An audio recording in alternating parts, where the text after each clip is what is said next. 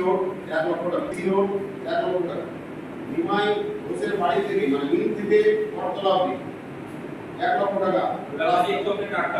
শুধু এই ঘোষে প্লাস জলের ওখানে অসুবিধা, ওটা দুটো রিপেয়ারিং সহ রসায়ন করা যায় আমাদের উপরে।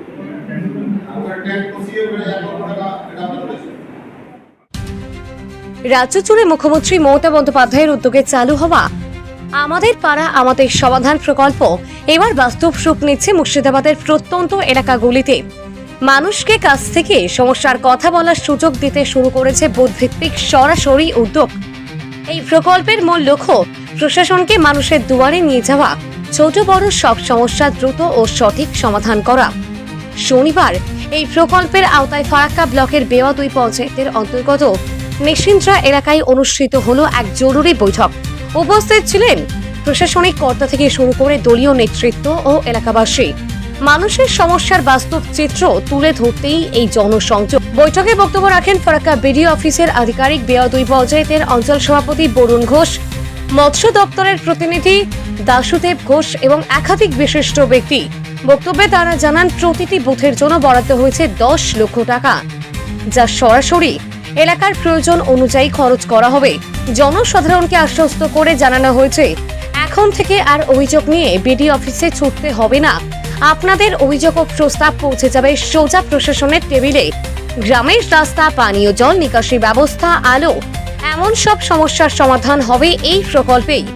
বৈঠকে উপস্থিত ছিলেন ফারাক্কা বিডিও অফিসের প্রতিনিধি অঞ্চল সভাপতি বরুণ ঘোষ, মৎস্য দপ্তরের প্রতিনিধি দাশুদেব ঘোষ, বিশিষ্ট ব্যক্তিবর্গ দুলাল চন্দ্র ঘোষ, জিতেন্দ্রনাথ মণ্ডল, স্বাধীন চন্দ্র ঘোষ, লক্ষণ মণ্ডল, চণ্ডী মণ্ডল প্রমুখ। এই প্রকল্পে জনগণের অংশগ্রহণ বাড়তে স্থানীয় নেতারা অনুরোধ করেন, আপনারা এই প্রকল্পের সাফল্যের মুখ সাহস করে বলুন, দাবি রাখুন, কারণ এখন আপনার পাড়ার সমাধান আপনার হাতেই।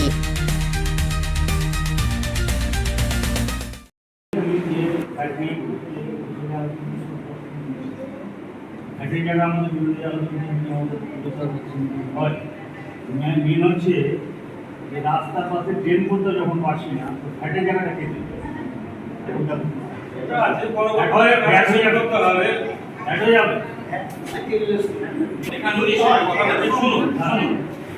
আপনাদের পাড়া ব্যাপারটা সরকার কোনো বায়বীয় বিষয় নয়।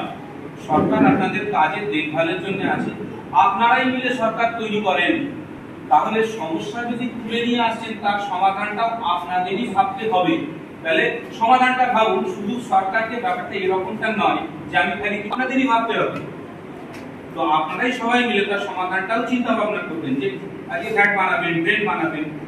যা দেখি এটা আপনি ধরে নিন নিয়ম যেটা বা মোটামুটি এরকম একটা হওয়া উচিত, রাস্তা যেখানে সেখান থেকে 2 ফিট বা 3 ফিট আপনি ছেড়ে বাড়ি করুন। ওই 2 ফিট 3 ফিট ছাড়লে পরে সেখানটা রাস্তাটা একটু এক্সপানশন হতে পারে, দরকার হলে ট্রেন হতে পারে, স্ট্রিট লাইট বসতে পারে, অনেক কিছুই হতে পারে। সরকারের তো নিজস্ব কোনো জায়গা থাকে না, তাহলে জায়গা তো পাবলিককেই ছাড়তে হয়। তাহলে আপনারা যদি সেই জায়গাটা ছাড় না দেন, তাহলে সরকারি ট্রেন বা স্ট্রিট লাইট বা অন্য কিছু কথা সেটা করবে কোথায়? সেটা তো রাস্তার মানে আকাশের উপর দিয়ে হবে না। তাহলে হয় রাস্তার মাঝখান থেকে তুলে করতে হবে, তাহলে সাইডে জায়গা থাকলে সেখানে করতে পারা যাবে। সেরকম ভাবে যদি ফ্যাট বানাতে চান তাহলে একটা জায়গা লাগবে, ধরে না যায় তার জন্য হাফ কাটা জায়গা লাগতে পারে, কোয়ার্টার কাটা জায়গা লাগতে পারে, 1 কাটা লাগতে পারে, যাই পাবে। সেটা যে করবেন তার জায়গাটা কে দেবে? তাহলে সকলে মিলে সেটারও ভাবনা চিন্তা করতে হবে। ঠিকই আছে, চলুন আলোচনা।